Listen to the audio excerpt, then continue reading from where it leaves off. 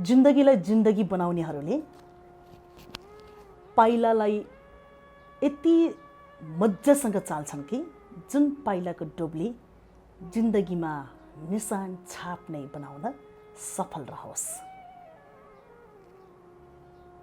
ताकि त्यो पाइलाको डोब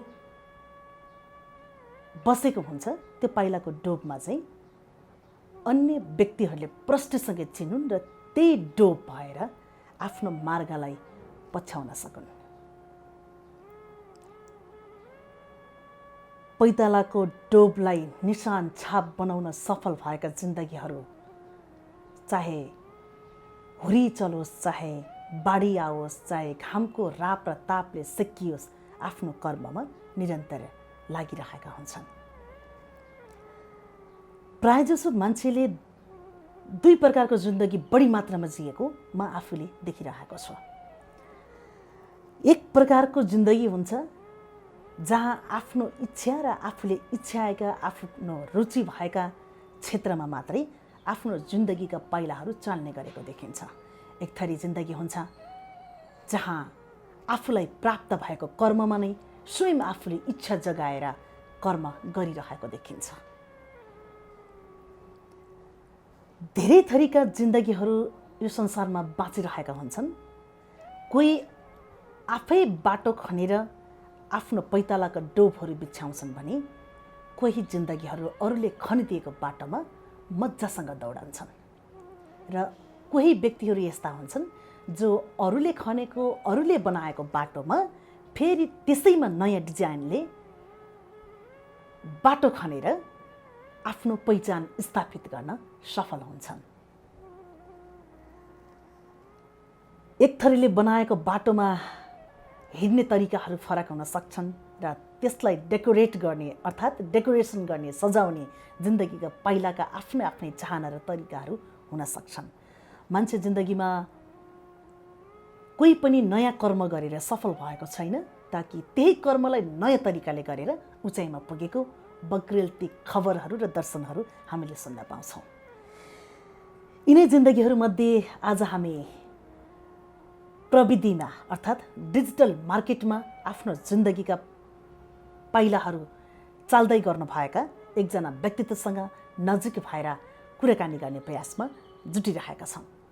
आजको बसाइमा उहाँ को हुनुहुन्छ, के गर्दै हुनुहुन्छ, यो लगायतका विभिन्न जीवनका दर्शन र जीवनसँग जोडिएका केही पक्षहरूलाई अर्थात् भनौँ केही अध्यायहरूलाई हामीले पल्ट्याउने प्रयासमा केन्द्रित रहनेछौँ। आज मसँग हुनुहुन्छ जितेन्द्र राई।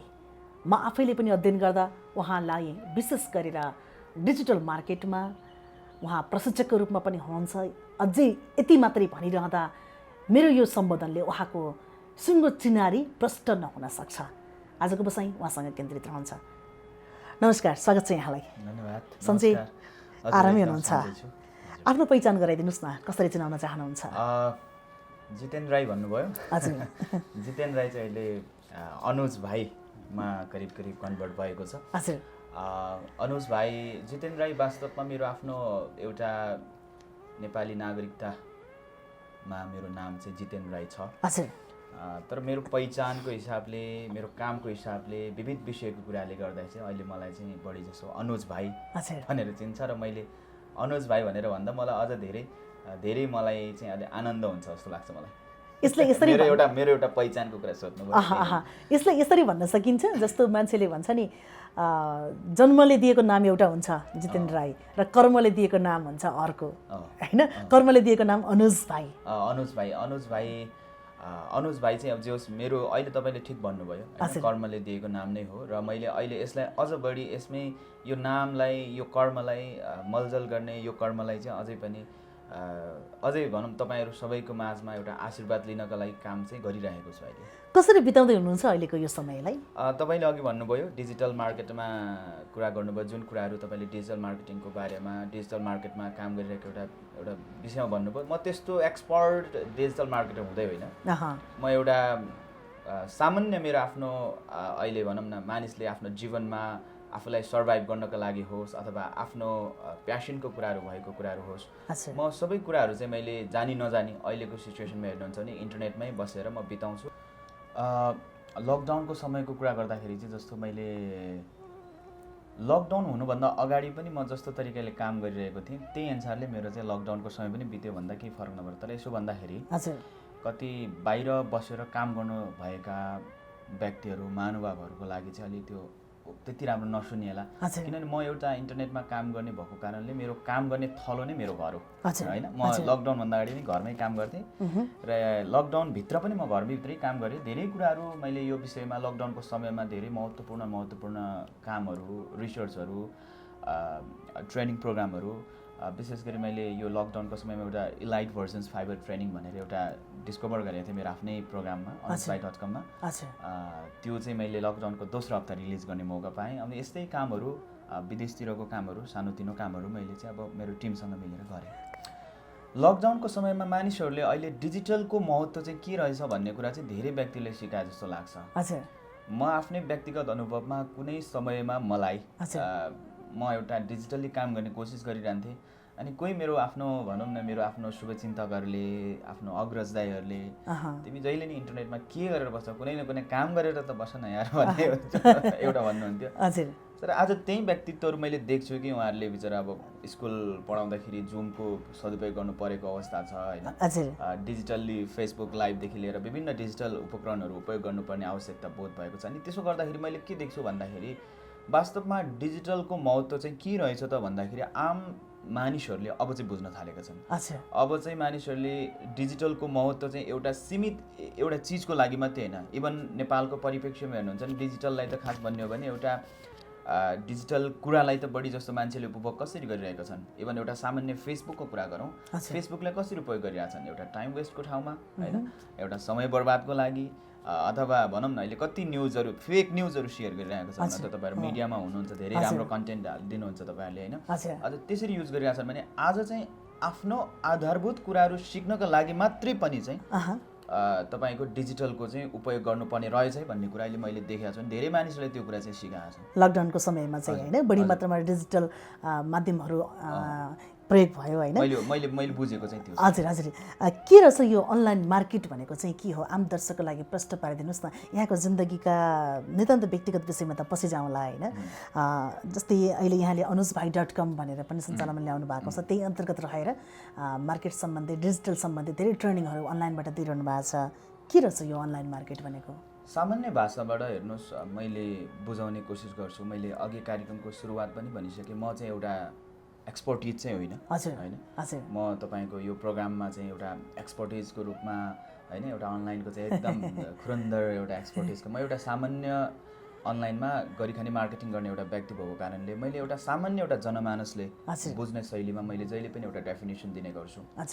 कुनै पनि संस्था होस्, कुनै पनि व्यापारिक संस्था होस्, कुनै पनि कम्पनी होस् होइन, त्यो कम्पनीले आफ्नो उत्पादनलाई सकेसम्म के गर्न चाहन्छ, धेरैभन्दा धेरै मान्छेहरूको माझमा पुर्याउन चाहन्छ। धेरैभन्दा धेरै मान्छेहरूको माझमा पुग्न सक्ने एउटा माध्यम चाहिँ के हुन सक्छन् त, कुनको माध्यमबाट पुग्न सक्छन् त भन्दाखेरि अनलाइन पनि एउटा हो। त्यस कारणले गर्दा कुनै पनि कम्पनीको प्रडक्ट र सर्भिसलाई इन्टरनेटको माध्यमबाट विभिन्न व्यक्तिमाझ अथवा टार्गेटेड कस्टमरहरूको माझमा पुर्याउनका लागि एउटा गरिने मार्केटिङ एउटा पद्धतिलाई अनलाइन मार्केट भनेर मैले चाहिँ डेफिनेसन दिने गर्छु। यो प्रति जस्तै अहिलेको यो लकडाउनको समयमा त मान्छेहरूको अत्यधिक झुकाव पनि देख्न सकियो, केही मात्रामा यहाँले अगाडि बताइसक्नु भएको छ। यसमा लाग्दाखेरि फाइदा चाहिँ के छ, के हुन सक्ला? मान्छे किन लाग्ने भन्नेमा एउटा डेफिनेसन हुन्छ। जस्तो अनलाइन मार्केट के को लागि गर्ने कुरा, जस्तो एउटा व्यवसायले अनलाइन मार्केटिङ के को लागि गर्ने, आफ्नो बिजनेस प्रमोसन्सको लागि गर्ने होइन। एउटा युथले अनलाइन मार्केटिङ किन गर्ने भन्दाखेरि उसले केही अपर्च्युनिटी प्राप्त गर्नको लागि लिने भन्दाखेरि यसको फाइदा जो मान्छे त्यसमा आबद्ध हुन चाहन्छ उसको पर्पोजसँग निहित रहन्छ, उसले के चाहन्छ। जस्तै म अनलाइन मार्केट किन गर्छु, अफकोर्स म कुनै व्यवसायहरूको प्रमोसन गरिदिन्छु, व्यवसायहरूको प्रमोसन गरेपछि व्यवसायहरूले फाइदा लिन्छ, फाइदा पाएपछि मैले आफ्नो सर्भिस चार्ज लिन्छु, इट मिन्स मलाई पनि के हुन्छ, फाइदा नै हुन्छ, विन विन कन्सेप्टको लागि म चाहिँ त्यसरी लिन्छु। भने एउटा कुनै मानव कुनै व्यावसायिक कम्पनीले म सोसियल मिडिया मार्केटिङ गर्न चाहन्छु, म अनलाइन मार्केटिङ गर्न चाहन्छु भन्यो भने किन लिन्छ त भन्दाखेरि उसले चाहिँ आफ्नो प्रडक्टलाई सकेसम्म कसरी धेरैभन्दा धेरै प्रमोसन गर्ने, कसरी पोस्टअप गर्ने, कसरी अगाडि बढाउने भन्नेमा निहित हुन्छ र यसको फाइदा त्यसैबाट नै निर्धारण हुन्छ जस्तो लाग्छ मलाई। जस्तो यहाँ अनलाइन मार्केटमा लागिरहनु भएको छ, नेपालको परिवेशमा यो बुझाउन कतिको सजिलो छ? नेपालको परिवेशमा अब खास वास्तवमा यसको डेफली कुरा होइन बुझाउन चाहिँ अलिकति गाह्रै नै छ। अच्छा किन भन्दाखेरि यसको सिकाउने सम्बन्धित ठाउँ होइन उपयुक्त ठाउँहरू चाहिँ छैन क्या खास भन्यो भने। अच्छा अहिले कम्प्युटर कुनै समयमा एउटा जसरी computer basic, computer diploma, graphic designing, web designing भनेर जसरी सिकाउने हुन्थ्यो, अच्छा यसलाई सिकाउने खास गरी त्यसको उपयुक्त ठाउँहरू त्यति धेरै छैन। अच्छा अनि सिक्नु परे पनि कुनै ठाउँ भए तापनि त्यो मान्छेले एउटा आम साधारण मान्छेले अफोर्डै गर्न सक्दैन होइन, एकदमै एक्सपेन्सिभ प्राइजिङहरू पर्छ। अनि त्यो कारणले गर्दा मेरो आफ्नो नितान्त व्यक्तिगत कुरा गर्ने हो भने चाहिँ मसँग चाहिँ एउटा सर्टिफिकेट कुनै पनि त्यस्तो भनौँ न होइन यो सेक्टरको एकाडेमिक सर्टिफिकेट कुनै छैन। मैले कहाँ सिकेँ भन्दाखेरि चाहिँ नि youtube.com-मा google.com-मा होइन। त्यसमाथि पनि मेरो आफ्नो व्यक्तिगत कुरा गर्नुहुन्छ भने भाषागत कुराहरूले गर्दाखेरि मलाई चाहिँ धेरै समस्या परेको छ। अङ्ग्रेजी भाषा मलाई धेरै सबैभन्दा गाह्रो लाग्ने भाषा होइन। अङ्ग्रेजी भाषा बाहेकमा कुनै पनि कन्टेन्टहरू नपाइने, नेपाली भाषामा कुनै पनि कन्टेन्टै छैन होइन। नेपाली भाषामा अनलाइन मार्केटिङ भनेको अहिले जसरी मैले तपाईँहरूलाई भने नि एउटा कुनै पनि कम्पनीको प्रडक्ट र सर्भिसलाई इन्टरनेटको माध्यमबाट प्रमोसन्स गर्ने एउटा विधि, एउटा प्रक्रियालाई अनलाइन मार्केटिङ हो भनेर एउटा जसरी सहज तरिकाले मैले एउटा आम साधारण मान्छेले बुझ्न सक्ने हिसाबमा भन्न गइरहेको छु। तर त्यो कुरा चाहिँ मैले बुझ्नका लागि चाहिँ वर्ष लाग्यो क्या भनौँ न होइन। किन त भन्दाखेरि भाषागत समस्याहरू भयो। र तपाईँको प्रश्न अनुसारले गर्ने हो भने अहिले मैले लगभग 4 वर्ष भयो म यो इन्डस्ट्रीमा काम गर्न थालेको होइन, यो सेक्टरमा काम गर्न थालेको। यो 4 वर्षमा मैले धेरै युथहरू मैले देखेँ जसलाई मैले पर्सनल्ली एउटा गाइडिङ गर्ने होइन, पर्सनल्ली एउटा कोचिङ गर्ने, आफूले सिकेको आफूले अनुभूत गरेको अनुभवहरूलाई सेयरिङ गरेर उनीहरूले सिकाउने अवसर प्राप्त गरेर उनीहरूको जो सक्सेसको एउटा कर्भ हुन्छ, त्यो एउटा ग्राफ हुन्छ, त्यो ग्राफहरू देख्दाखेरि चाहिँ मलाई खुसी लाग्छ। र अहिले हामीले त्यसैलाई नै एउटा आधार मानेर नेपालीहरूले पनि सिक्न पाउनुपर्छ है, नेपालीहरूले पनि सिक्न सक्नुपर्छ भन्ने हिसाबले अनुजभाइ.com चाहिँ नितान्त एउटा नेपाली कम्युनिटीलाई टार्गेट गरेर एउटा ट्रेनिङ सेन्टर जस्तो हामीले खोलेका छौँ अनलाइनबाट। 4 वर्ष जति यहाँले सिकेको ज्ञानलाई पब्लिकमा ल्याउने काम गर्नुभयो कि त्योभन्दा अगाडिको सुरुवात कहिलेदेखि गर्नुभयो आफूले अध्ययन गर्नको लागि? सुरुवात त एकदमै रोचक छ होइन। लगभग मैले मेरो एसएलसी तपाईँको 64 आसपास भयो। अनि 64मा मैले एसएलसी सकेपछि चाहिँ 65 र 66 मैले +2 पढ्ने बेला, त्योभन्दा अगाडि मेरो खास मार्केटिङ नै, मेरो पेसा चाहिँ मार्केटिङ नै हो। एकदमै ह्युजली रेस्पेक्ट गर्छु मैले त्यो मार्केटिङ पेसालाई। म चाहिँ डोर टु डोर मार्केटिङ गर्ने गर्थेँ।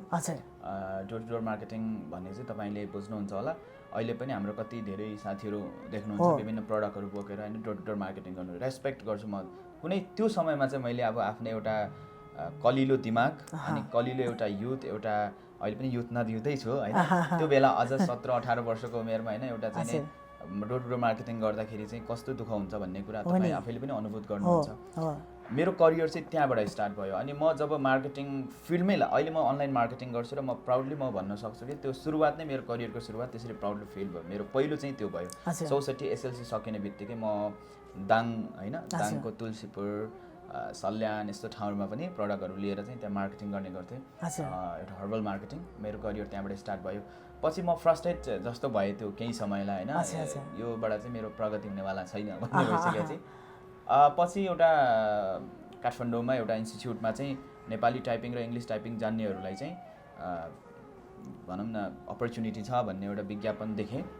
मैले सोचेँ, इमेजिन गरेँ कि वा नेपाली टाइपिङ त मैले राम्रै जान्छु होइन, राम्रै गर्छु। अनि त्यतिखेर डिमान्ड पनि थियो क्या नेपाली टाइपिङहरूको। भलै त्यो नेपाली टाइपिङ होइन रहेछ क्या, उहाँले विज्ञापन दिने बेला नेपाली टाइपिङ र इङ्ग्लिस टाइपिङ भन्नुभयो। म चाहिँ उसको अफिसमा जाँदाखेरि क्यालकुलेट गरिरहेको थिएँ क्या। अनि मैले चाहिँ आज 1 पेज टाइपिङ गऱ्यो भने यति दिनमा यति कमाउँछु, यति कमाउँछु भने। तर त्यो चाहिँ होइन रहेछ। त पछि गएर उहाँहरूले चाहिँ त्यहाँ खास गरी ब्लगिङ सम्बन्धी ट्रेनिङ, गुगल एडसेन्स अहिले होइन, गुगल एडसेन्स प्रायः धेरैले अब हुन त नेपाल प्लसकै पनि छ होइन, गुगल एडसेन्स त्यो बेला नै मैले चाहिँ अब ब्लगिङबाट काम गर्ने, ब्लग बनाउने, एडसेन्स एप्रुभ गर्ने यस्तै कुराहरू सिकाउनु भयो। तर अनेस्टली भन्दाखेरि मैले 1 रुपियाँ पनि कमाउन सकिनँ मैले त्यहाँबाट चाहिँ। किन भन्दाखेरि विविध कारणहरू छन्। पहिलो कुरा टेक्निकल्ली कुराहरू राम्ररी बुझ्न सकिनँ मैले, टिप्न सकिनँ टेक्निकल्ली। अर्को कुरा भनेको चाहिँ भाषागत कुराहरू पनि भयो होइन, अनि त्यो कुराहरूले पनि भयो। अनि विविध कुराहरूले मैले सक्सेस हुन सकिनँ। तर मलाई के भयो भन्दाखेरि म अनलाइनमा मलाई यति धेरै रुचि बढ्यो कि म यसैमा के गर्छु भन्ने खालको त्यतिखेरै फिलिङ्स नै भयो क्या। अनि विभिन्न अब भनौँ न म यो पेसामा कनेक्सन चाहिँ भइराखेँ होइन। आफू सर्भाइभ हुनको लागि विविध अरू कामहरू गर्ने गर्थेँ मैले होइन। आजभन्दा 4 वर्ष अगाडि 5 वर्षकै अगाडि आसपास भन्यो भने 2016कै आसपासमा कुरा गर्नुहुन्छ भने मैले नजिकै होइन हाम्रो दोरी साँझ अहिले त छैन जस्तो लाग्छ मलाई त्यहाँ मैले बेलुकी गीत गाउने गर्थेँ दिउँसोतिर अब विभिन्न सङ्गीतहरू सिकाउने पनि गर्थेँ होइन अनि अन्य विविध कामहरू टाइपिङ साइपिङहरू भनौँ न होइन कम्प्युटरसँग रिलेटेड कामहरू गरेर आफ्नो गुजारा चाहिँ त्यसरी चलाउने गर्छ तर मेरो प्यासन चाहिँ म त्यहीँ गर्छु भन्ने थियो होइन म त्यहीँ गर्छु भन्ने थियो कहिल्यै सक्सेस हुन सक्ने होइन अनि लगभग मेरो 7 वर्षको ग्यापिङ जो छ तपाईँको 1966 सालदेखि लगभग 72 सालको आसपासको एउटा 7-8 वर्षको ग्यापिङ जो समय छ त्यो समय चाहिँ मेरो लागि धेरै कष्टकर थियो मैले त्यति लामो समय अनलाइनमा काम गरिराख्दाखेरि पनि मैले जुन एउटा पाउनुपर्ने सक्सेस चाहिँ एचिभ पाइरहेको थिएन अनि मैले किन पाइनँ भन्दाखेरि चाहिँ मेरोमा एउटा कोचिङको अभाव होइन मलाई जो मेन्टरसिप गर्नेको अभाव चाहिँ थियो होइन राम्रो कोचको अभाव थियो अनि टेक्निकल्ली कुराहरू भाषागत कुराहरूले गर्दाखेरि यस्तै सङ्घर्षहरू चाहिँ त्यसरी बितेर मैले 2016मा चाहिँ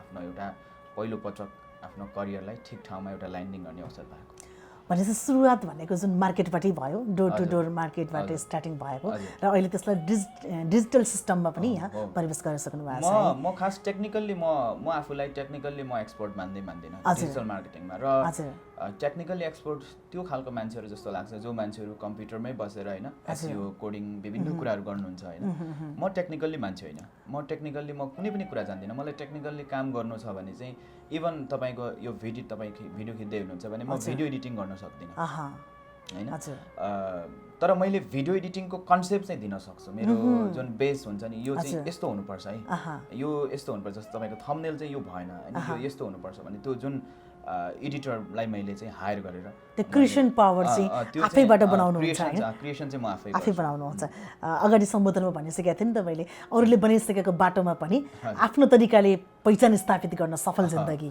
होइन यसरी पनि बुझ्न सकिन्छ तपाईँले निकै राम्रो भन्नुभयो यो मैले तपाईँबाट सुन्न पाएँ धेरै खुसी लाग्यो सुरुवातको कुरा गरौँ न हामी ठान्छौँ यो कार्यक्रममा जसले सुनिरहनु भएको छ हेरिरहनु भएको छ होइन हाम्रा गफ सुनिसके पछाडि ए हो त है भन्ने लागेको छ भने यो कार्यक्रमको पूर्ण सफलता हामीले ठान्ने गरेका छौँ यसबाट जति सकिन्छ उत्प्रेरणा जगाउने प्रयासमा मात्रै केन्द्रित रहन्छौँ सुरुवात गर्दाखेरि यहाँले भन्नुभयो नि पहिला प्रत्यक्ष रूपमा मार्केटिङ गर्न जाँदाखेरिको एउटा अवस्था थियो गए सुरुवातकै दिनमा भनेर त्यति बेलाको त्यो पहिलो दिनको याद गरौँ न नितान्त पहिलो दिन त बडो पहिलो दिन म जब बालाजुमा थियो त्यो अफिस चाहिँ है अनि मार्केटिङको त्यो अफिस र मलाई के भनेर भन्ने गर्थ्यो भने म त्यतिखेर प्लस भर्खरै एसएलसी सक्ने बित्तिकै अब सबैको त्यही नै हुन्छ गाउँबाट काठमाडौँ झरिसकेपछि एसएलसी सक एसएलसी पछि आफै काम खोज आफू काम गर भन्ने खालको एउटा प्यारेन्ट्सहरूको पनि त्यो खालको एउटा चाहिँ दबाब जस्तो हुन्छ नि त अनि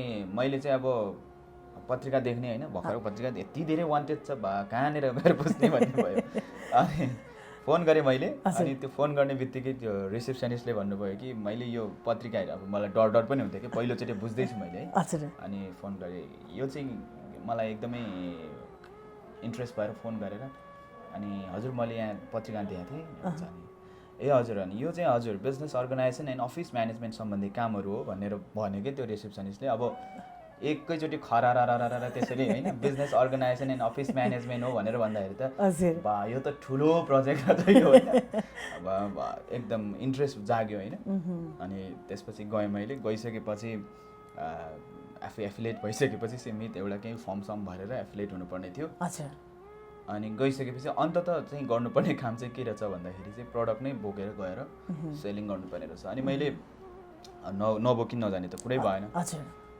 अनि बोक्यो अनि झोलामा हालेर प्रडक्ट बोकेर अनि अब कसैले भन्न सक्ने आँट छैन क्या ल होइन त्यो सहरमा पनि त्यति धेरै सहरमा म त्यस्तो नहिँडेको म काठमाडौँ बसेपछि घरभित्रै बस्ने पढ्ने मात्रै भएर बोकेर अनि हिँडेर डुलेर यत्तिकै डुलेर मात्रै आउने अब बेलुका त फर्किनु छ कतिवटा सेल्स गऱ्यो भनेर अन्तिममा चाहिँ आफैले नै त्यो प्रडक्ट आफैले पर्चेस गरेको छु कि होइन एउटा प्रडक्ट चाहिँ मसँग त्यो सीमित पैसा हुन्थ्यो एउटा प्रडक्ट चाहिँ मैले आफैले पर्चेस गरेर राखेर फर्किएको छु अनि मलाई लाग्यो कि त्यो फर्स्ट डे मलाई कहिले बिर्सिन्न मैले त्यो अनि त्यो चाहिँ मेरो फर्स्ट डे हो आफैले आफ्नै बोकिरहेको प्रडक्ट बेलुकी त देखाउनु पऱ्यो नि त के चाहिँ सेल्स गर्यो त नि भनेर भएर चाहिँ आफ्नै प्रडक्ट आफैले किनेर हालेर प्रोडक्ट गरेको छु। मेरो फर्स्ट एक्सपिरियन्स त्यही हो, तपाईँले सोधिहाल्नु भयो।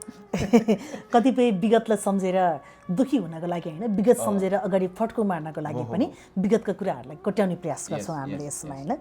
अनलाइन मार्केटरमा भन्दा पहिला जो डोर टु डोर मार्केटिङ गर्नुभयो नि, त्यसको पहिलो कमाइ भनेको आफैले पर्चेस गरेको कमाइ थियो कि या त के थियो त्यो अलिकति सम्झाउनु। पहिलो कमाइ पनि मैले भन्ने गर्छु मेरो धेरै साथीहरूलाई होइन, मसँग जो सिक्न चाहनुहुन्छ। हजुर, हामी के गरेका थियौँ त्यो बेला भन्दाखेरि हामीलाई टुर, अहिले पनि टुर लानुहुन्छ होइन, एउटा राम्रो पक्ष छ मार्केटिङमा, यो डोर टु डोर मार्केटिङमा। अहिले पनि मेरो धेरै मेरो अग्रजहरू होइन, मेरो एकदमै हाम्रो रमेश सर हुनुहुन्छ यहाँ पनि, मैले भलै उहाँको कम्पनीमा त मैले डोर टु डोर मार्केटिङ गरेको होइन, मैले रमेश सरलाई पनि सम्झिन चाहन्छु। यहीँ उहाँको कम्पनी सायद यतै अफिस पोखरा आसपास कता छ मलाई थाहा भएन।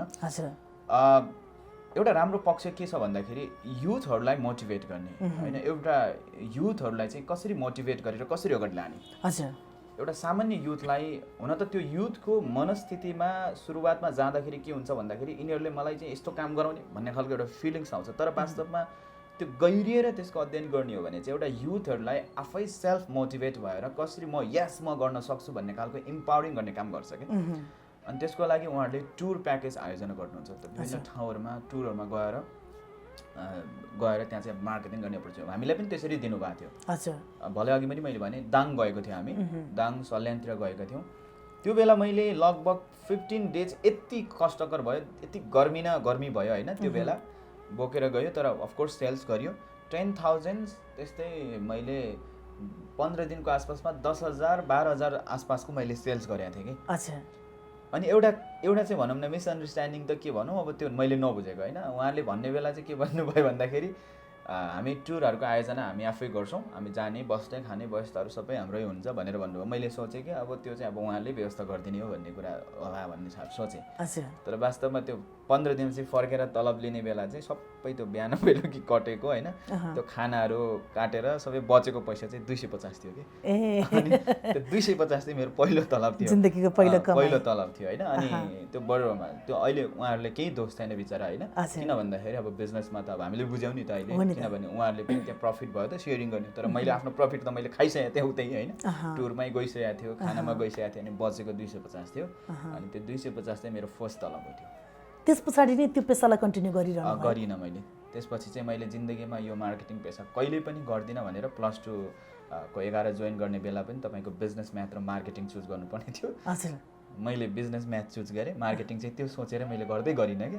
अनि किन गरिनँ भन्दाखेरि चाहिँ अब त्यो मार्केटिङ भनेको नि यो सबैभन्दा बक्लोल पेसा हो जस्तो लाग्थ्यो मलाई। अनि मैले बिजनेस म्याथ गरिनँ। तर कालान्तरमा अहिले आएर हेर्दाखेरि मैले त्यो बिजनेस म्याथ केही काम छैन मलाई अहिले होइन। तर यतिखेर मैले मार्केटिङको त्यो टेक्निक अहिले त्यो पुस्तकहरू पढिरहेको छु। त्यो ऊर्जा चाहिँ भनौँ न त्यति बेला डोर टु डोर मार्केट गरिराखेको व्यक्ति होइन, अहिले फेरि जसरी नै मार्केट त मार्केट नै हो, त्यति फरक हो कि हामी डिजिटल सिस्टममा छौँ होइन। अनि त्यो भोक चाहिँ कहाँनिर कसरी जाग्यो पछि रहर फेरि? पछि यस्तो भयो, अब धेरै कुराहरू धेरै राम्रो लाग्यो होइन। यो प्रोग्राममा आज मैले पहिलोपल्ट यसरी इन्टरभ्यूमा सेयर गर्न पाइरहेको छु तपाईँसँग, र मलाई लाग्छ यसरी टिभीको इन्टरभ्यू मेरो खासै छैन है, मलाई अप्ठ्यारो पनि लागिरहेको छ। तर दिदीले मलाई माया गरेर बोलाउनु भयो। तर यो यस्तो भयो, मैले जब आफू अनलाइन सिकिरहेको थिएँ, जुन बेला मैले अघि ब्लगिङको कुरा गरिरहेको थिएँ, त्यो बेला एकदमै नेटवर्क मार्केटिङको चाहिँ धेरैभन्दा धेरै बिगी थियो भनौँ न। भलै त्यो नेटवर्क मार्केटिङहरू पछि कालान्तरमा गएर चाहिँ तपाईँको इलिगल, नेपाल सरकारले इलिगल घोषणा गर्यो होइन, विभिन्न कुराहरू गर्यो। मलाई चाहिँ मेरो आफ्नो अग्रज दाइहरू जो हुनुहुन्थ्यो, उहाँहरू चाहिँ तपाईँको नेटवर्क मार्केटिङ इन्डस्ट्रीमा धेरै काम गर्नुभएको, अनि मलाई लानु गर्नुहुन्थ्यो क्या। उहाँहरूले त्यहाँ प्रोग्रामहरूमा लाने गर्नुहुन्थ्यो, म त बुझ्दिनँ थिएँ होइन। त्यो बेला धेरै चर्चितहरू नेटवर्क मार्केटिङहरूको कुरा थियो। एउटा पक्ष के छ भन्दाखेरि तपाईँले अहिले इन्डस्ट्रीमा, मैले अहिले भलै म नेटवर्क मार्केटिङमा त छुइनँ, मैले म इन्भल्भ छुइनँ होइन, म अरू नै पेसामा छु, अरू नै इन्डस्ट्रीमा काम गरिरहेको छु। भएर मेरो नेटवर्क मार्केटिङ गर्ने धेरैजना व्यक्तिहरू हुनुहुन्छ जो मसँग अनलाइनको कन्सल्ट गर्नुहुन्छ अहिले मसँग होइन। धेरैजना साथीहरूले मलाई माया गर्नुहुन्छ, उहाँहरूको ल हाम्रो पनि टिमलाई चाहिँ कसरी ग्रो गर्ने अनलाइनबाट भनेर भन्नुहुन्छ। त्यो बेला मैले के 2011-12 तिर होइन, 11-12 कै आसपासमा चाहिँ मैले के गरेँ त भन्दाखेरि केही कम्पनीहरूमा आबद्ध भएँ। अनि त्यो कम्पनीहरूको ट्रेनिङहरू गर्ने गर्थेँ, ट्रेनिङहरू लिने गर्थेँ। ट्रेनिङहरू गर्ने गर्दाखेरि ट्रेनिङहरू चाहिँ गर्ने गर्दाखेरि चाहिँ अब त्यो प्रडक्टहरूको डिलहरू गरिन्थ्यो हजुर क्या। अनि कुनै मान्छेलाई भेटेर डिलहरू गर्ने कुराकानी गर्ने प्लानहरू बेच्ने सेल गर्ने यसरी कामहरू गर्दाखेरि एउटा पब्लिकसँगको एउटा सम्बन्ध चाहिँ स्थापित भयो एउटा कुरा। दोस्रो कुरा चाहिँ मलाई एउटा राम्रो पक्ष के चाहिँ हो भन्दाखेरि म कम्युनिटीसँग पनि कम्युनिटी अर्गनाइजेसनहरूसँग पनि विशेष गरी हाम्रो समाजहरू सङ्घ संस्थाहरू छन् अनि सङ्घ संस्थाहरूसँग पनि आबद्ध हुने हैन आबद्ध भएर त्यहाँ विभिन्न कार्यक्रमहरू आयोजना गर्ने गर्थ्यो व्यक्तित्व विकास नेतृत्व विकासको कार्यक्रमहरू आयोजना गर्ने गर्थ्यो अनि त्यहाँ पनि मलाई चाहिँ के भयो त भन्दाखेरि एउटा पब्लिकसँग चाहिँ कसरी कम्युनिकेट हुने भन्ने हुन्थ्यो। अनि अर्को कुरा चाहिँ तेस्रो पक्ष चाहिँ के जोडिएर आउँछ भन्दाखेरि मलाई पनि यस्तो यो रेडियोमा हैन बोल्ने रहर धेरै पहिलादेखि जान्थ्यो भलै त्यो पुरा भएन हैन पछि म आरजे बन्न चाहिँ सकिनँ हैन तर एउटा के थियो भन्दाखेरि मलाई त्यो बोल्ने एउटा जुन टेक्निकहरू हैन कुनै कुनै रेडियोहरूको मैले जिङ्गलहरू आफै एनाउन्स गरिदिन्थेँ क्या हैन काठमाडौँमा हामी स्कुल पढ्दा अथवा गाउँमा पढ्दाखेरि पनि त्यो कान्तिपुर एफएमको चाहिँ जिङ्गलहरू बस्ने गर्थ्यो कान्तिपुर भन्ने यस्तो यस्तो हुन्थ्यो त्यो प्र्याक्टिस गर्ने अनि तपाईँ सुन्दै हुनुहुन्छ यो फलाना फलाना फलाना यस्तो जुन बोल्ने एउटा स्पिचको कला त्यसले पनि चाहिँ के भयो त भन्दाखेरि मलाई यो फिल्डमा आउनलाई धेरै उत्प्रेरणा छ। अनि यो सबै कुराको सम्मिश्रण जब म नेटवर्क मार्केटिङ गर्दै गर्थेँ पब्लिकसँग कसरी फेस गर्नुपर्ने रहेछ भन्दाखेरि मलाई डर कन्फिडेन्टहरू बढ्यो अनि म कसरी बोल्नुपर्ने रहेछ भन्दाखेरि उता यो प्यासनको कुरा आर्जेको प्यासनको कुरा त्यसले पनि चाहिँ त्यहाँ जोड्यो अनि संस्थाहरूको कुराले गर्दाखेरि चाहिँ कसरी आफू चाहिँ एउटा सचेत भएर हैन एउटा विवेकशील तरिकाले आफ्नो कुराहरू प्रस्तुत गर्ने भन्ने कुराहरू जोड्दै गर्दाखेरि चाहिँ अहिले यो सबै कुराहरूको जोड्दै गर्दाखेरि म चाहिँ खास वास्तवमा पछि गएर मैले यो अहिले मार्केटिङ पेसामै आफ्नो कामहरू गरिरहेको छु। जुन परिस्थितिहरू बिचबिचमा आइपर्यो जुन जुन पेसा यहाँले राख्नुभयो या त जुन जुन इच्छाहरू जारी गर्नुभयो तिनी इच्छाहरूको हरेक शक्तिहरू एक ढिक्का बनेर अहिले यहाँ चाहिँ डिजिटल मार्केटमा त्यो क्षमता विकासले यहाँसम्म पुर्यायो। अहिलेसम्म त्यही गरिरहेको छु तर भलै म अझै पनि हेर्नुहोस् सिकि नै रहेको छु केही धेरथोर एउटा सानो खुड्किलो पार गरियो होला तर मैले ठुलै फड्को चाहिँ मारे जस्तो मलाई लाग्दैन। फड्को मार्न त अझै धेरै बाँकी छ हैन धेरै सिडीहरू चढ्न बाँकी छ धेरै अध्ययनहरू गर्न बाँकी छ। त्यो त परिश्रम गर्ने र कर्ममा निरन्तर लागिरहने व्यक्तिले बोल्ने त्यो पनि होला बोल्ने विचार नै हो हैन। तुलनात्मक हिसाबमा नेपालको परिप्रेक्ष्यमा चाहिँ मैले मेरो एउटा इन्ट्रेस्टको विषय मेरो एउटा इच्छाको विषय के रहन्छ भन्दाखेरि नेपालमा यति धेरै विकास भइसक्यो तपाईको इन्टरनेटको युजर्सहरू 1 करोड भन्दा बढी फेसबुकको प्रयोगकर्ताहरू छन् हैन युट्युब युट्युबहरुको प्रयोगकर्ताहरू कति छन् हैन अनि हरेक चीजहरू अहिले डिजिटल गइराछन् के हरेक चीजहरू तपाईको डिजिटल बेसमा गइरहेको छ कुनै पनि चीज त्यसो। अब हेर्नुस् इभन हेर्दा हुँदासम्म चाहिँ अन्तिममा के आइलाग्यो त भन्दाखेरि शिक्षा मन्त्रालयले अब हरेक पठन पाठन पनि अब केही समयको लागि चाहिँ तपाईको डिजिटल नै गर्नुपर्छ भन्ने कुरा किन ल्यायो त आजैबाट सुरुवात भयो हैन त्यो यसकोमा मलाई खुसी पनि छु र म दुखी पनि छु। खुसी यो अर्थमा छु कि मैले एउटा रोजेको बाटो चाहिँ गलत चाहिँ रहेनछ है। कुनै समय यस्तो लाग्थ्यो दिदी मलाई मैले के गर्दैछु यो आफैले प्रश्न गर्ने लाग्थ्यो कि जब म अघि 7 वर्षको कुरा जुन अनसक्सेसफुल जुन कुरा गर्दै थिएँ नि मलाई लाग्थ्यो कि मैले के गरिरहेको छु मैले साँच्चै मैले यो गलत नै रोजिरहेको छु गर्ने गर्थेँ। अनि मलाई मोटिभेट गर्ने कुनै त्यस्तो लोकल चिजहरू छैन क्या हैन कुनै आफ्नो स्थानीय तवरबाट मलाई आफूलाई उत्प्रेरणा जगाउने कुनै पनि चिज थिएन। तर मैले कुनै मोटिभेट जगाउनु थियो त मैले कुनै इन्टरनेटमा गएर कुनै विदेशीहरूको अमेरिकनको भिडियोहरू बायोग्राफीहरू हेर्नु गर्नुपर्थ्यो भने आज यो अवस्था आइरहेको छ आज यो सिचुएसन आइरहेको छ भने मैले जानेको कुराहरूलाई कसरी चाहिँ एउटा कुनै पनि फिल्डमा युज गराउने त कुनै पनि एउटा व्यवसायले म चाहन्छु कि कुनै एउटा व्यवसाय होस् त्यो व्यवसायले इन्टरनेटमा आफ्नो बिजनेसलाई प्रमोट गरोस् सकेसम्म आफ्नो व्यवसायलाई मल्टिपल आफ्नो बिजनेस गर्न सकोस् त्यसमा म कसरी काम गर्न सक्छु म चाहिँ त्यो चाहिँ काम गरिरहेको छु। यसमा कस्तो छ यो अनलाइन मार्केटको भविष्य त अब यसले पनि किसिमको तय गर्ला र पनि चुनौतीहरू हुन्छन् नि कतिपय ठाउँमा हामीले गुगललाई पैसा तिर्दाखेरि पनि त्यो खालको समस्याहरू छन् चुनौती कतिसम्म हुन सक्ला यस्ता परिवेशहरूले कति चुनौती देला? चुनौती चाहिँ छ धेरै छ। चुनौती किन छ भन्दाखेरि पहिलो कुरा चाहिँ के छ भन्दाखेरि हेर्नुहोस् विभिन्न देशहरूले चाहिँ गुगल कम्पनीहरू फेसबुक कम्पनीहरूसँग एउटा समन्वय गरेर आफ्नै राष्ट्रमा एउटा गभर्मेन्टलाई ट्याक्स तिराएर गर्नुपर्ने अवस्थाहरू हुन्थ्यो। अब तर अहिले नेपालमा चाहिँ के छ भन्दाखेरि फेसबुकमा एडभर्टाइजिङ गर्नु गुगलमा एडभर्टाइजिङ गर्नु चाहिँ अलिकति इभन त्यहाँबाट आम्दानी गर्नु पनि एउटा चाहिँ नेपाल सरकारको नीतिको अनुसारले हेर्ने भने चाहिँ त्यो एउटा अवैधानिक ठहर गर्दछ। भलै त्यो काम वैधानिक चाहिँ हो हैन वैधानिक हो खालि के मात्रै हो भन्दाखेरि यो चाहिँ अब नेपाल सरकारले चाहिँ यसलाई भनौँ न एउटा नीतिगत रूपमा अगाडि नबढाइरहेको अवस्थामा त्यो एउटा गुगलबाट पैसा कमाउनु अथवा गुगलमा विज्ञापन दिनु पनि एउटा चाहिँ के छ भन्दाखेरि चाहिँ एउटा इलिगल चाहिँ छ उसको नीतिअनुसारले चाहिँ, उहाँको नीतिअनुसारले चाहिँ। तर हामीले कसरी गरिरहेका छौँ भन्दा यसको वैकल्पिक बाटोहरू चाहिँ के हुन सक्छन् त नि, होइन? अब अहिलेको वैकल्पिक बाटोहरू भनेको चाहिँ एउटा अमेरिकन कुनै कम्पनीले अथवा इजरायलको कुनै कम्पनीले हामीले एउटा कार्ड दिन्छ, त्यसलाई प्रिपेड कार्ड भन्छ, त्यो प्रिपेड कार्ड चलाइरहेका छौँ, होइन? त्यो प्रिपेड कार्डकै युज गरिरहेका छौँ। त्यो मैले मात्रै होइन, दुनियाँले, नेपालको अधिकांश धेरैले गरिरहेछन्। त्यो त अब डिजिटल सिस्टमबाट पढाउने भनिरहँदाखेरि इभन त्यो शिक्षा मन्त्रालयले पनि त प्रयोग गर्न बाध्य हुन्छ। उहाँ प्रयोग गरिराख्नु भएको छ, इभन मलाई नै कति त्यसलाई नीतिगत रूपमा कसरी लैजाने अब एउटा सोच बन्ला कि भन्ने अपेक्षा जुन सफ्टवेयर किन्नु भएको छ, अब कतिले चाहिँ अब बाहिर युनिसेफ कहाँबाट आएको छ भन्नुभएको छ, होइन? कुनै तर त्यो कतिवटा आएको छ त नि, होइन? नेपालको कतिवटा आएको छ। सो त्यो कुरा किन्नुलाई पनि एउटा चाहिँ खास त्यो नीतिगत हिसाबमा त्यो राम्रो छैन, अथवा नेपालमा कति धेरै .com डोमेन छन्, हजुर, होइन? डोमेनहरू कति छन्, नेपाल सरकारकै कति डकुमेन्टहरू प्ले स्टोरमा, होइन, गुगलको प्ले स्टोरमा तपाईँ पाउनुहुन्छ भने उहाँहरूले पे गर्नु पऱ्यो नि त त्यो कुरा पनि। तर त्यो उहाँले पे गर्नको लागि कसरी पे गर्नुभयो त्यो उहाँहरूलाई नै कुनै ठाउँ त प्रयोग गर्नु भएको छ, कुनै माध्यम त, होइन? सो यसलाई नियमन गर्नु चाहिँ राम्रो कुरा, नियमन गर्नु चाहिँ आवश्यकता छ। र यो नियमन नभइन्जेलसम्म हामी जस्तो काम गर्नेहरूलाई चाहिँ अलिकति चुनौती छ, चुनौती छ, होइन? किन भन्दाखेरि अब डकुमेन्टेड हिसाबमा हेर्ने भने त्यो चाहिँ अलिकति चुनौती देखिन्छ। तर अब एउटा कुरा के भने यसको आवश्यकता धेरै भएको कारणले गर्दा सरकारले यसलाई राम्रै तरिकाले गर्ला। र मलाई लाग्छ गएको पालि गभर्नर चिरञ्जीवी नेपाल ले जो उहाँको पालोमा उहाँले जुन नीतिगत कुराहरू ल्याउनु भएको थियो, सामाजिक सञ्जाललाई चाहिँ एउटा नीति एउटा चाहिँ बनाउँछौँ हामी, बनाउँछौँ भन्नुभएको छ। तर अहिले बनाउनु भएको छैन, थाहा भएन, मैले त्यति अपडेट भएको छु। जसमा मलाई लाग्छ यो लकडाउनको समयमा प्रविधिको क्षेत्रमा अलिकति केही स्टेप अगाडि बढेको हो कि भन्ने अनुमान गरिरहँदा योतर्फ पनि सरकारको ध्यान जान सक्छ। उहाँहरूले गर्नुभयो भने चाहिँ राम्रो हुन्थ्यो, धेरै राम्रो हुन्छ।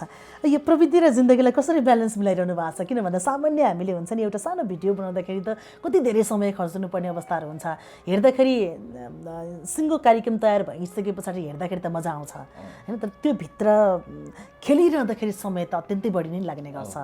कसरी ब्यालेन्स मिलाइरहनु भएको छ? अब पहिला चाहिँ अब के गर्थ्यो भने आफै नै अब जाने नजाने, होइन, भिडियोहरू बनाउने कामहरू अनि होइन कन्टेन्टहरू लेख्ने कामहरू, विभिन्न कुराहरू लेख्ने कामहरू गरिन्छ। तर अहिले चाहिँ अब एउटा प्रभुको अनुग्रह पनि भयो, मलाई चाहिँ मेरोमा चाहिँ अहिले चाहिँ अब केही मेरो सानो टिम छ, अनि एडिटिङ अनि डिजाइनिङको एउटा टिम छ, अनि मेरो सुमन भाइले गर्छ त्यो चाहिँ, अनि मैले जस्ट खिच्छु मात्रै, जस्ट खिच्ने काम मात्रै हुन्छ। र कन्टेन्ट लेखनमा पनि अब मलाई हेल्प गर्नुहुन्छ एकजना मेरो आफ्नै काका हुनुहुन्छ, उहाँले हेल्प गर्नुहुन्छ।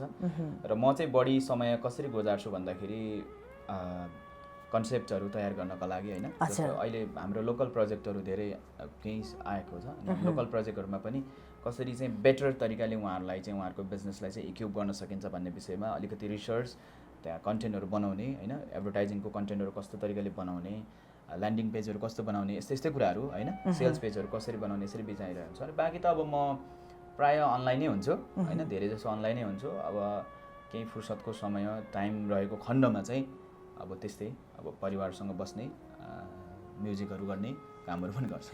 अन्य काम गर्दाखेरि र यो अनलाइन मार्केटिङ सम्बन्धी काम गर्दा प्रविधिमा बेच्दाखेरि हुन्छ नि एक किसिमको आत्मीयता, त्यो चाहिँ बाहिरी तत्त्वले बढी दिँदो रहेछ कि आफ्नो कर्मले दिँदो रहेछ?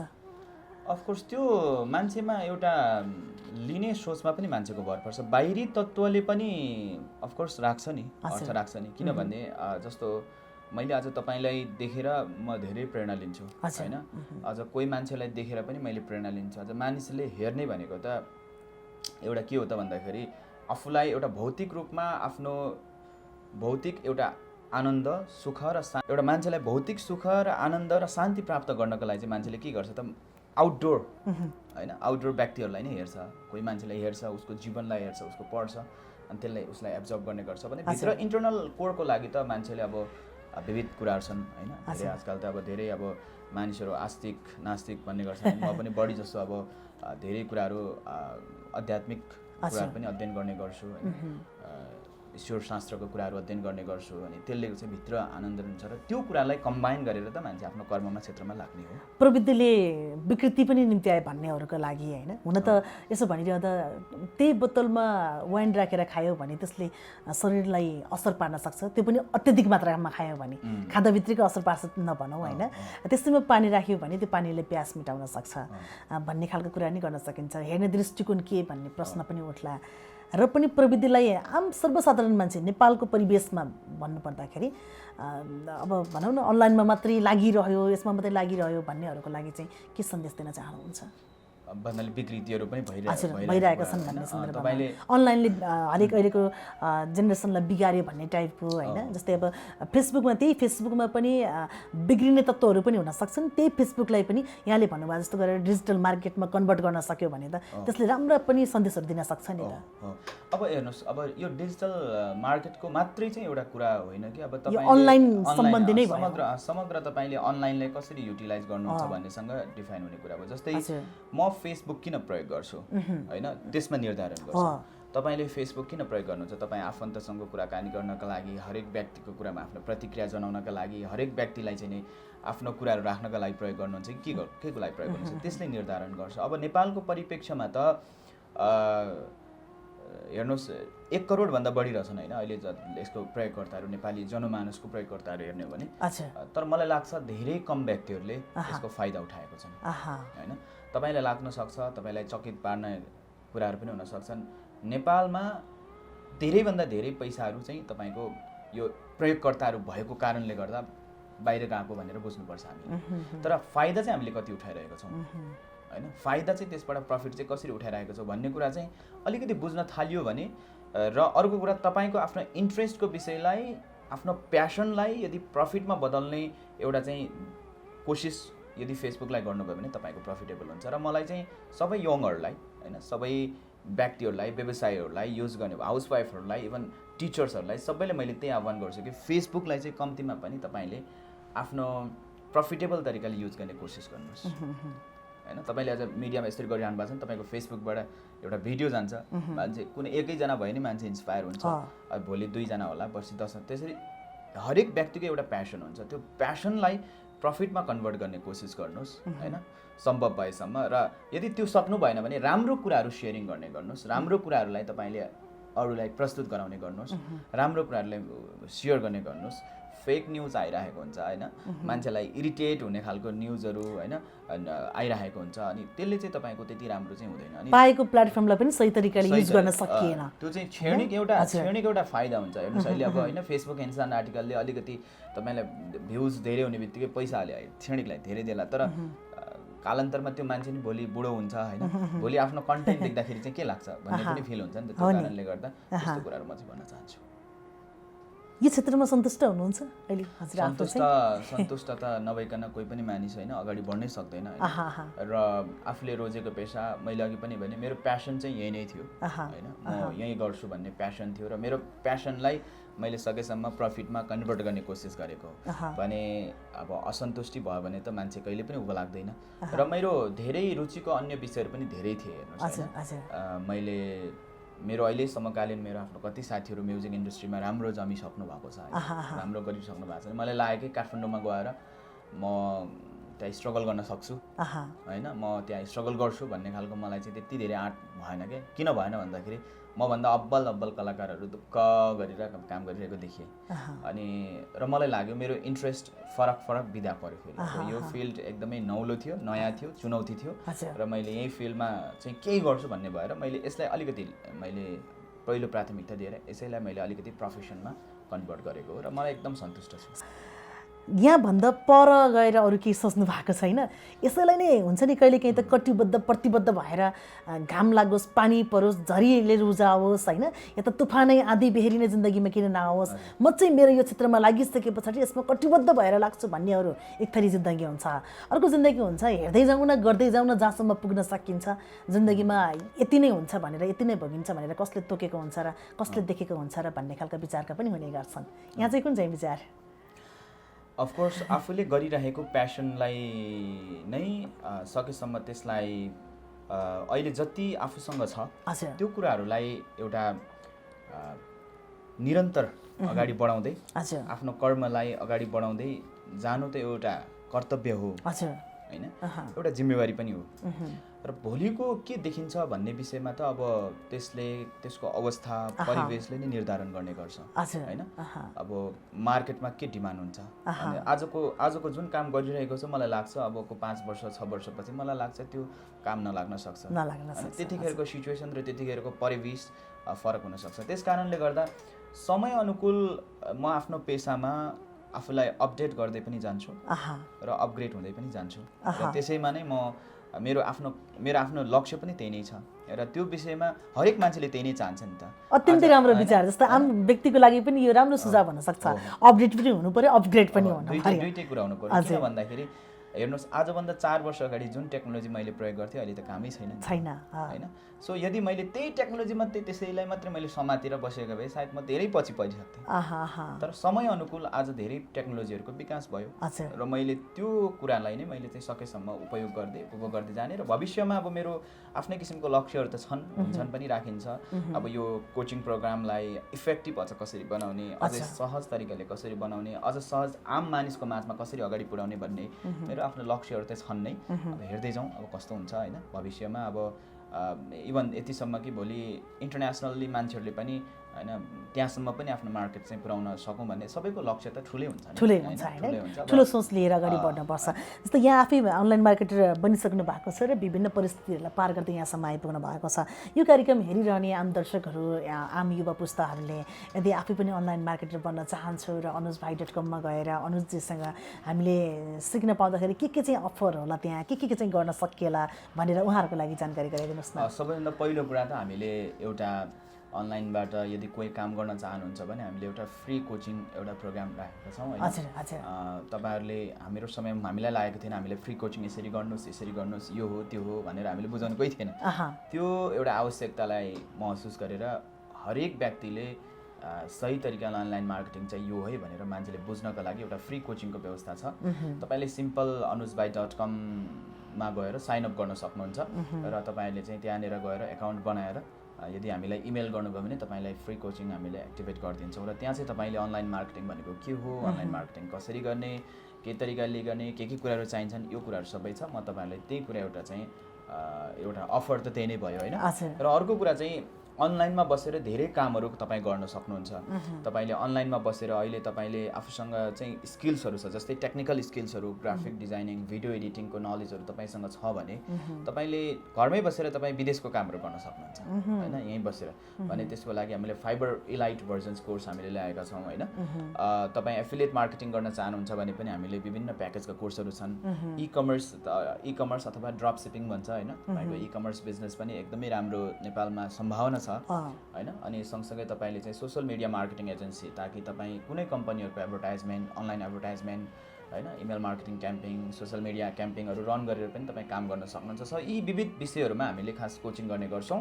तर अब भविष्यमा चाहिँ अब हामीले अन्य कोर्सहरू पनि लिएर आउँदैछौँ होइन। विभिन्न कोर्सहरू, अन्य कोर्सहरू पनि आउँदैछ। विभिन्न कोचिङहरूसँग कोचहरूसँग कुराहरू भइरहेको छ, हामीले कामहरू गरिरहेका छौँ र तपाईँले पनि त्यो कोर्समा सहभागी भएर आफूलाई सक्षम होइन, आफूलाई एउटा सिपमूलक रूपमा तपाईँले आफूलाई अगाडि बढाउन सक्नुहुन्छ। र बढी जसो मेरो कम्पनीको उद्देश्य पनि यही नै छ कि सिपमूलक तालिमहरू चाहिँ सकेसम्म धेरैभन्दा धेरै ल्याउने र त्यो प्लेटफर्म चाहिँ दिने भन्ने कुरा यही नै भन्न चाहन्छु। देशदेखि विदेशसम्म रहेकाहरूलाई यहाँले कोच गरिरहनु भएको छ है? हजुर, विभिन्न नेपालीहरूमा अहिले चाहिँ तपाईँको नेपालीहरू हुनुहुन्छ, धेरै केही नेपालीहरू हुनुहुन्छ जो विदेशबाट उहाँहरूले मलाई जो सम्पर्क गर्नुहुन्छ र पढाउने मौका पाइरहेको छु र जानी नजानी एउटा चाहिँ भनौँ न सकेसम्म एउटा इफेक्टिभ तरिकाले सिकाउने कोसिस गरिरहेको छु अहिले। र पनि यहाँसम्म आइपुग्दाखेरि विगत 14-15 वर्ष यता लगातार यसरी मार्केटिङ फिल्डमा लागिरहँदाखेरि विभिन्न खालका परिस्थितिहरूलाई ह्यान्डल गर्दै यहाँसम्म आइपुग्दाखेरि यो डिजिटल मार्केटमा लाग्नको लागि एउटा व्यक्तिमा 3वटा गुणहरू बताइदिनुहोस् यो भनेर पोइन्टेड गरेर होइन, के चाहिँ गुण हुनुपर्दो रहेछ? गुण भनेको पहिलो कुरा चाहिँ तपाईँमा प्यासन चाहिन्छ होइन। तपाईँमा म काम गर्छु, म इन्टरनेटमा काम गरेर पैसा कमाउन सकिन्छ अरे भनेर त्यो कसैले सुनेको भरमा होइन, तपाईँले यसो ट्राई गरेर हुँदैन होइन। यो भित्र चाहिँ भए पनि नभए पनि म काम गर्ने प्यासन नभइकन हुँदैन। दोस्रो कुरा, तपाईँले सम्भव भएसम्म होइन तपाईँको निरन्तरताको कुरा हुन्छ। प्यासनलाई जब कन्टिन्युटी तपाईँ गर्नुहुन्छ, कन्टिन्युटी यदि तपाईँसँग गर्न सक्ने क्षमता छ, म आज यति डेट म चेकलिस्ट बनाउनुहोस् कि म यति टाइमदेखि यति टाइमसम्म चाहिँ म यसमा लाग्छु, चाहे त्यो पार्ट टाइम होस् चाहे फुल टाइम होस्, निरन्तरता चाहिन्छ। त्यो 1 हप्ता 1 महिना भनेर हुँदैन होइन।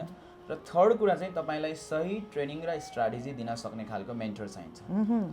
अनुज भाइ मात्रै त होइन नि त, अनुज भाइ बाहेक धेरै छन् नि अब मार्केटमा। तपाईँ हेर्नुहुन्छ भने यदि उहाँहरूले सिकाउने tools, technique, strategy, framework, idea सबै कुराहरू चाहिँ यदि राम्रो छ भने त्यसलाई सकेसम्म उपयोग गर्नुहोस्, सकेसम्म त्यसलाई चाहिँ उपभोग गर्नुहोस्। अहिले त इन्टरनेटमा धेरै कुराहरू पाइन्छन्, इन्टरनेटभित्रै पनि सिक्न सकिन्छ। यो 3टा कुरा चाहिन्छ। अब अन्य त धेरै कुराहरू हुन्छन् होइन, तर मैले धेरैले भन्छु म यदि तपाईँसँग प्यासन छ, यदि तपाईँसँग कन्टिन्युटी गर्ने विल पावर छ, यदि तपाईँसँग राम्रो सही कोच र मेन्टरसिप छ भने तपाईँ यसमा अगाडि बढ्न सक्नुहुन्छ र सफल हुन सक्नुहुन्छ। के रहेछ जिन्दगी यहाँसम्म आइपुग्दाखेरि? विभिन्न खालका हुन्छ नि त मान्छेले जिन्दगीमा अहिले विश्वव्यापी महामारी फैलिरहेको बेलामा होइन, तछाड मछाड गरिरहेको छ, आफ्नो कर्ममा दौडिरहेको छ होइन, आफ्नो तरिकाले हिँडिरहेका छन् पाइलाहरू। यहाँसम्म आइपुग्दाखेरि आफ्नो जिन्दगीले यो क्षेत्रमा यसरी पाइला चालिरहँदा के रहेछ जिन्दगी? म त्यस्तो धेरै दर्शनकै कुरा त म अब गर्न कसरी सक्छु र मेरो त्यो क्षमताले पनि भ्याउँदैन। तर मैले बुझेको जिन्दगी एउटा जिम्मेवारी हो। जिम्मेवारी होइन, तपाईँ त्यो जिम्मेवारी कसरी वहन गर्नुहुन्छ त्यसले नै निर्धारण गर्छ। तपाईँको बाँच्ने आयु एउटा सीमित हुन्छ, भोलि हामी सबै पृथ्वी छोडेर जानु नै पर्छ, जो कोही अघि पछि जानु नै पर्छ। तर तपाईँ बाँचुन्जेलसम्म तपाईँले आफ्नो जिन्दगीमा कतिको असल तरिकाले आफ्नो जिम्मेवारी वहन गर्नुहुन्छ र त्यो चाहिँ ठुलो कुरा हो। तपाईँको जिम्मेवारी चाहिँ के हो? तपाईँ आफैले आफ्नो लागि आफ्नो जिम्मेवारी के हो? आफ्नो परिवारको लागि जिम्मेवारी के हो? आफ्नो समाज, समुदाय, राष्ट्रको लागि जिम्मेवारी के हो भन्ने कुरा तपाईँले आफैले महसुस गर्नुपर्छ र त्यो जिम्मेवारीलाई सही तरिकाले अनुसरण गरेर अगाडि बढ्नुपर्छ जस्तो लाग्छ। र मेरो जिन्दगी चाहिँ एउटा जिम्मेवारी वहन गर्ने एउटा यात्रा नै हो जस्तो लाग्छ। मेरो आफ्नो पर्सनल भ्यू सोधिहाल्नुभयो। जिम्मेवारी वहन गर्दा गर्दै यहाँसम्म आइपुग्नु भयो। हजुर, मैले आफ्नो जिन्दगीमा मेरो जिम्मेवारी म आफू केही न केही गर्नुपर्छ र केही न केही अरूलाई पनि गराउन सिकाउनुपर्छ भन्ने जिम्मेवारी रहेको मैले बोध गरेँ र त्यो बोध गरेको हिसाबले मैले केही न केही गर्ने प्रयास चाहिँ गरेको छु। चाहे त्यो समाजको जिम्मेवारी होस् चाहे परिवारको होइन, एकदम मैले त्यसरी ल्याएको छु त्यसलाई। कस्तो लागिरहेछ आज यो क्षणमा हामी यसरी बसिरहँदा? यो मलाई कस्तो एउटा भनौँ न होइन, दिदीले बोलाउनु भयो, कस्तो अप्ठ्यारो भयो कि मैले फेरि अब म खासै मिडियामा होइन त्यसरी आफ्नो कुराहरू एक्सप्रेस गर्न एकदमै कम रुचाउँछु। किन भन्दाखेरि पहिलो कुरा मान्छेले पत्याइदिँदैनन् होइन, पहिलो एउटा समस्याको कुरा। केही त्यस्ता औँलाको पनि एकदमै थोरै अंशमा गर्नुपर्छ होइन। त्यस्तो व्यक्तिहरू हुनुहुन्छ जसले चाहिँ यो कुरालाई पत्याइदिनुहुन्छ र मलाई बोलाउनुहुन्छ। अनि मैले 2टा कुरा सोचिरहेको थिएँ। अस्ति पहिलेदेखि दिदीले भन्नुहुन्थ्यो भाइ तपाईँको बारेमा केही न केही गर्नुपर्छ भने म के गर्ने होला त, मेरो बारेमा के छ त मेरो होइन। अनि फेरि अब तपाईँले जहिले नै उत्साह दिनुहुन्छ र मैले पनि तपाईँहरूबाट धेरै कुरा मैले चाहिँ एब्जर्भ गर्ने, सिक्ने अवसर मिलेको छ। अनि फेरि तपाईँले यसरी नेपाल प्लस, टिभी, रेडियो यसरी गरिराख्नु भएको छ, यो जुन डिजिटलसँग कम्बिन पनि मिल्छ। अनि 2टै कुरा लाग्यो। अनि मैले चाहिँ एउटा चुनौती जस्तो पनि छ मेरो लागि होइन। अनि मसँग के चाहिँ छ होला त्यस्तो कुरा जुन एक्सप्रेस गर्न सकौँ, जुन कुरा मैले त्यो कार्यक्रममा डिजर्भ गर्नु मलाई एकदम चुनौती जस्तो लागिरहेको थियो। तर फेरि दिदीको कुरालाई इन्कार पनि गर्न सकिन्न थियो होइन।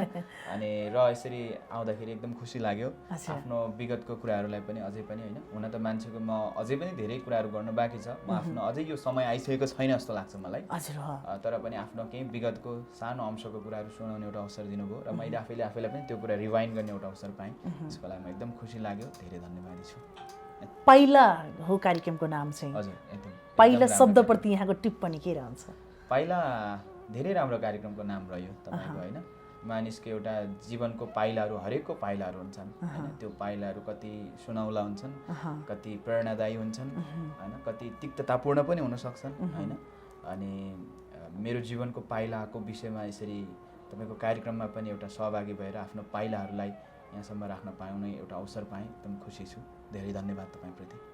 जिन्दगीमा कुनै निराश भएको छैन? निराश त धेरै भएको छु नि। कुनै एउटा छैन झट्टै यस्तो सम्झना त त्यस्तो झट्टै छैन। तर मानिसको जीवनमा हरेकमा निराशा आउँछ। तर त्यो निराशालाई कसरी लिने, अघिकै कुरा जिम्मेवारी कसरी जिम्मेवारी वहन गर्ने भन्ने चाहिँ महत्त्वपूर्ण कुरा रह्यो। र मैले जीवनमा म धेरै पटक निराश त भएकै छु। कतिपय अवस्थामा विविध कारणहरूले मानिसको जीवनमा आइपर्ने एउटा आधारभूत आवश्यकताहरूको अभावहरू हुँदाखेरि पनि कतिपय ठाउँमा निराश भयो होला होइन। कतिपय ठाउँमा आफूले काम गरिरहेको कर्म गरिरहेको क्षेत्रमा आफूले एउटा पाउनुपर्ने सफलताहरू नपाइरहेको अवस्थामा पनि मैले कतिपय अवस्थामा त्यो अवस्थामा पनि निराश भयो होला। कति आफ्नो सोखहरूलाई पुरा गर्नको लागि विविध बाधा अडचनहरू आयो र त्यो चुनौतीहरू आइलाग्यो अनि त्यो अवस्थामा पनि मैले निराश भयो होला। यही फिल्डमा यही इन्डस्ट्रीमा काम गरिराख्दाखेरि पनि भनौँ न होइन धेरै समय केही समय मलाई चाहिँ अब मानसिक रूपमा एकदमै डिस्टर्ब्सहरू फिल भयो होइन। अनि मैले आफैले घरिघरि प्रश्न गर्ने गर्छु के मैले सही गरिरहेको छु अनि त्यो आउँछन् र मलाई लाग्छ त्यो मलाई मात्रै आउँदैन, त्यो हरेक क्षेत्रमा हरेक व्यक्तिले आउँछ। पछिल्लो समयमा हरेक व्यक्तिहरू निराश हुँदै गइरहेका छन् होइन। निराश हुनुको पनि विभिन्न तथ्यहरू मनोवैज्ञानिक विश्लेषकहरूसँग हामीले यही कार्यक्रम मार्फत विभिन्न ठाउँमा हामीले कोर्डिनेसन गर्नुपर्ने हुन्छ, अध्ययन गर्नुपर्ने हुन्छ। त्यो अन्तर्गत चाहिँ मान्छेले लाइफमा मिस्टेक गर्छ, मिस्टेक गरे पछाडि त ऊ फेल हुन्छ, 100% ऊ पास त हुँदैन। जब फेल हुन्छ, फेल भइसके पछाडि ऊ चाहिँ फ्रस्ट्रेसन हुँदो रहेछ। फ्रस्ट्रेट भइसके पछाडि अब उसले के गर्ने त होइन। फ्रस्ट्रेट भइसके पछाडि जब ऊ निराश आफ्नोमा भएका निराशाहरूलाई व्यक्त गर्दै हिँड्यो भने त व्यक्तिले उसलाई इन्सल्ट गर्छ होइन। इन्सल्ट भएको व्यक्ति हाँसेर त हिँड्दैन होइन, उनी न्याउरो भएर नै हिँड्छ होइन। जब इन्सल्ट हुन्छ त्यस पछाडि त्यो बेलामा चाहिँ यदि राम्रो मोटिभेट गर्ने गाइड गर्ने व्यक्ति भेट्यो भने उसले चाहिँ वे टु सक्सेसमा जान्छ अरे होइन। यदि राम्रो गाइड गर्ने व्यक्ति भएन भने ऊ चाहिँ डिप्रेसनमा जान्छ र त्यसपछि उसले सुसाइड गर्छ भन्ने खालको पनि तथ्यहरू बाहिर आइरहेका छन्।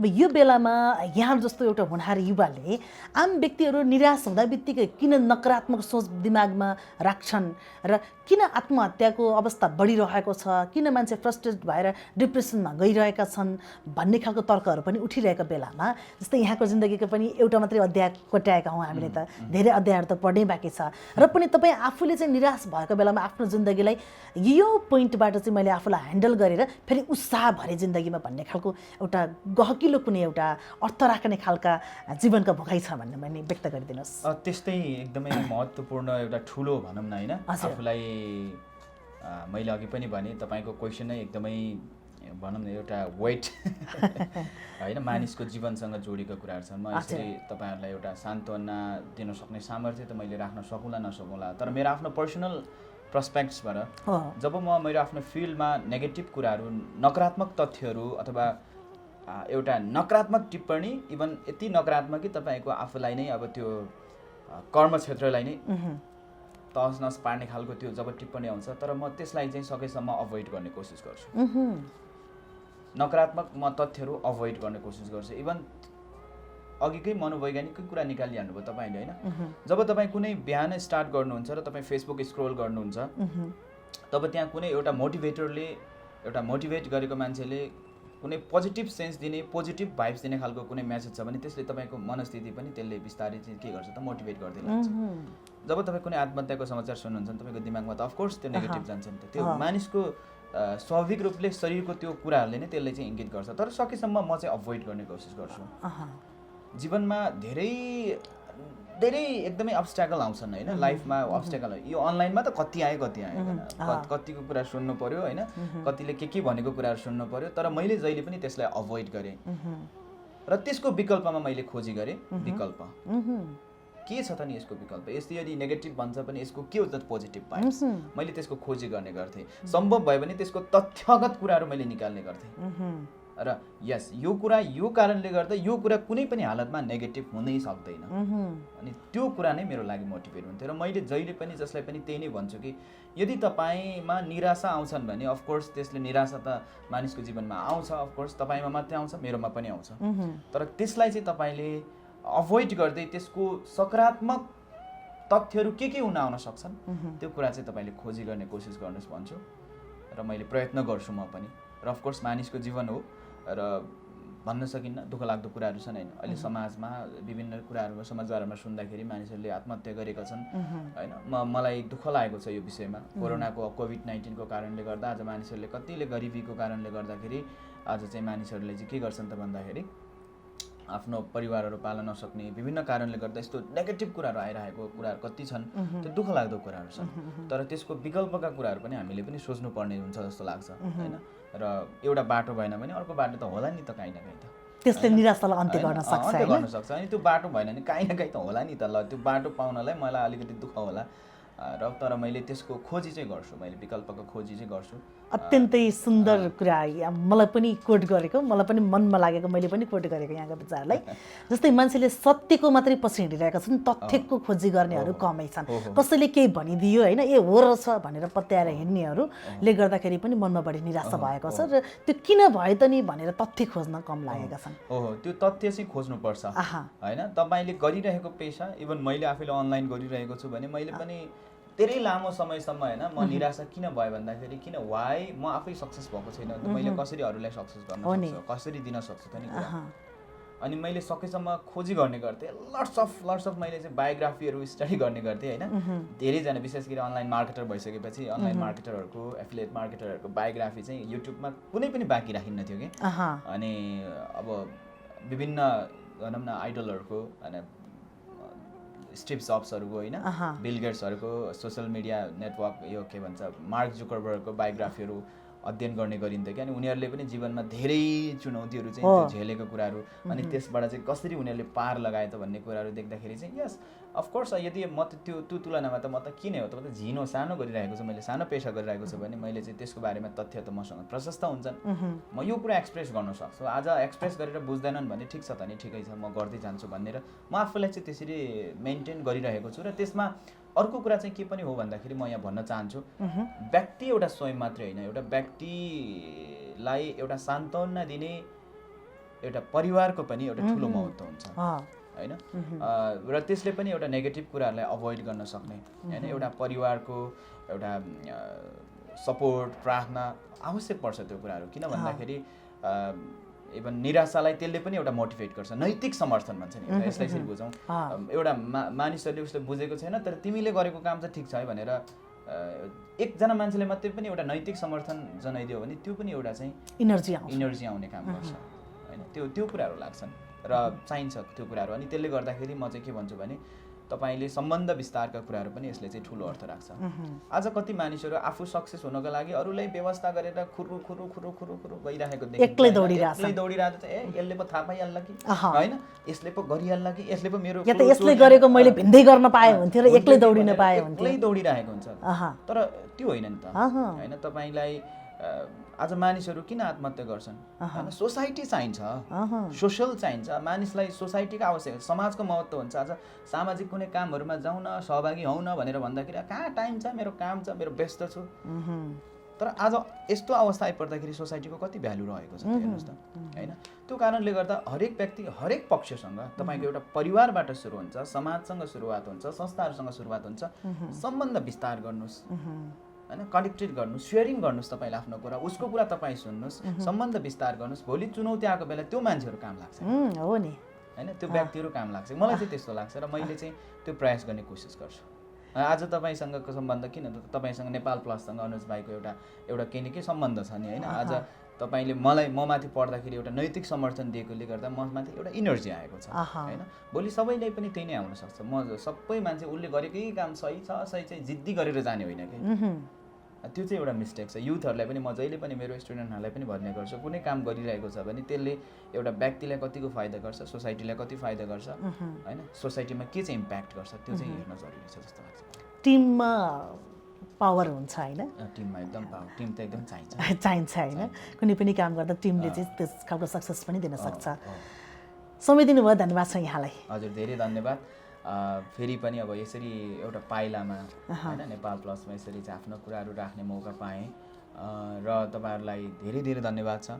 म जस्तो एउटा सामान्य व्यक्तिहरूको एउटा आफ्नो कुराहरूलाई उजागर गर्ने, हुन त मेरो कुराले कतिलाई पो मोटिभेट होला, तर पनि मलाई एउटा लायक सम्झिनु भयो नेपाल प्लस अनि टिमलाई होइन। क्यामरामा रहनुभएको आदरणीय दिदीलाई पनि धेरै धन्यवाद, दिदीलाई विशेष धन्यवाद। नेपाल प्लसमा हाम्रो अर्को एकजना दिदी पनि हुनुहुन्थ्यो कविता दिदीलाई पनि, उहाँ आज भेटिएन, त्यस उहाँलाई पनि धेरै धन्यवाद दिन चाहन्छु र मेरो आफ्नो कुराहरू राख्ने अवसर दिनुभएको छ। धेरै धन्यवाद। र यही नै भन्न चाहन्छु अन्तिममा चाहिँ तपाईँले युज योर इन्टरनेट प्रोडक्टिभली होइन, तपाईँको इन्टरनेटलाई प्रोडक्टिभ तरिकाले युज गर्नुहोस्। हाम्रो स्लोगन पनि त्यस्तै छ, त्यही भन्न चाहन्छु। धेरै धन्यवाद। फेरि अन्तिममा यो डिजिटल मार्केटमा चाहिँ कन्फ्युज हुनुहुन्छ कोही र यहाँलाई सम्पर्क गरेर आउन चाहनुहुन्छ भने उहाँहरूको लागि प्लिज केही त्यस्तो फ्ल्यास गर्न मिल्ने, पब्लिक गर्न मिल्ने नम्बर। यदि आउन चाहनुहुन्छ भने चाहिँ तपाईँले सिम्पल कुरा के छ भन्दाखेरि अहिले त सामान्य छ anujbhai.com लगइन गर्नुहोस् एभ्री डिटेल्स इन्फर्मेसन्स त्यहाँ छ र अर्को कुरा चाहिँ तपाईँले anujbhai.com युट्युब च्यानल पनि छ हैन त्यहाँनिर अनलाइन मार्केटिङको बारेमा इन्टरनेट मार्केटिङको अपर्च्युनिटीको विषयमा धेरै कुराहरू मैले त्यहाँ राखेको छु तपाईँले त्यहाँ पनि हेर्न सक्नुहुन्छ यही भन्न चाहन्छु धेरै धन्यवाद तपाईँ यति बेला कार्यक्रम पाइला हेर्दै हुनुहुन्छ आजको बसाइमा मैले पटक पटक कार्यक्रममा भन्ने गरेको छु म नितान्त मेरो आफ्नो व्यक्तिगत आत्मसन्तुष्टिको लागि यो कार्यक्रम सञ्चालन गरिरहेको हुन्छु र म आफै पनि मोटिभेट भइरहेको हुन्छु कतिपय श्रृङ्खलाहरू सञ्चालन गरिरहँदाखेरि पुरै कार्यक्रम यदि तपाईँले कतै झुक्किएर पुरै हेर्नु भएछ भने ए हो त है भन्ने लागेछ भने त्यो नै यो कार्यक्रमको पूर्ण सफलता हो भनेर हामीले भन्ने गरेका छौँ र आजको बसाइबाट पनि अत्यन्तै मेरो पनि मनमा छेका कुरा जब मान्छेले आफ्नो सपनाहरू पुरा गर्नुपर्छ र जिन्दगी भनेको जिम्मेवारी हो भन्ने आजका अतिथिबाट हामीले यही निष्कर्ष निकाल्न सक्यौँ तपाईँले जे कर्म गरिरहनु भएको छ नि त्यो कर्म मेरो कर्मै खोटो मेरो कर्मै यस्तो मैले जिन्दगीमा केही पनि गर्न सकिनँ मैले सक्दिनँ मसँग विभिन्न खालका परिस्थितिहरू मेल खाएनन् त्यो अर्थमा म जिन्दगीमा सफल हुन सकिनँ होइन मेरो जिन्दगी जिउनु नै मेरो जिम्मेवारी हो भनेर यहाँहरू अगाडि बढ्न सक्नुभयो भने तपाईँको कर्मले एक न एक दिन तपाईँको जिन्दगीलाई सुनौलो बिहानी लिएर आइपुग्नेछ यो आशा गरौँ धैर्य गरौँ चिन्ता होइन चिन्तन गरौँ पछिल्लो समयमा आत्महत्याका धेरै घटनाहरू घटिरहेका छन् जब तपाईँमा माथि आइपरेका समस्याहरूलाई चिन्ता मात्रै गरेर कोठाभित्र एकोरो एक्लै बस्नुभयो भने तपाईँको जिन्दगी समाप्ति हुन सक्छ तर तपाईँले चिन्ता गरेर होइन चिन्तन गर्दै म यो समस्याबाट कसरी उम्कन सक्छु कसरी बाहिर निस्कन सक्छु भनेर समस्या समाधानका बाटोहरू अँगाल्नु भयो भने तपाईँ जिन्दगी पटक पटक फर्किएर बाँच्न मन लाग्ने गरिकन जिउन सक्नुहुन्छ आजको बसाइ यति नै आजको यस श्रृङ्खलामा मलाई क्यामेरामा सपोर्ट गर्नुहुने अनिता घिमिरेसँगै आजका अतिथि अनुज भाइसँगै म पनि बिदा हुन चाहन्छु नमस्कार धेरै धन्यवाद दिदी